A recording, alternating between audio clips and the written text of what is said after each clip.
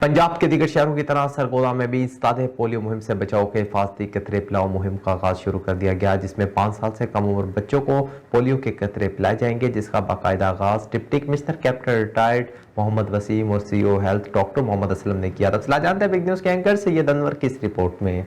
Polio से बचाव के कतरों की मुहिम का आगाज आज किया गया, जिसका इफ्तिताह फैसल मसूद टीचिंग अस्पताल में 5 साल से कम उम्र के बच्चों को कतरे पिलाकर किया गया, जहां पर deputy commissioner captain retired Mohammad Waseem, CEO health doctor Asad Aslam, MS doctor Mushtaq Bashir Akif और डब्ल्यूएचओ के नुमाइंदगान भी मौजूद थे। मुहिम के दौरान 7,09,266 बच्चों को पोलियो से बचाव के कतरे पिलाए जाएंगे, जिसके लिए मजमूई तौर पर 3,331 पोलियो टीमें ड्यूटी पर मामूर होंगी। ये टीमें बस अड्डों, railway station, parks, motorway interchanges समेत दीगर फिक्स्ड पॉइंट्स पर तैनात होंगी। टीमों के तहफ्फुज़ को यकीनी बनाने के लिए भी ताकीद की गई। बाद अज़ान deputy commissioner captain retired Mohammad Waseem ने डॉक्टर फैसल मसूद टीचिंग अस्पताल की रीवैम्पिंग के जारी काम का भी जायजा लिया और इस ज़मन में जरूरी अहकामात भी जारी किए। Syed Anwar, big news, Sargodha.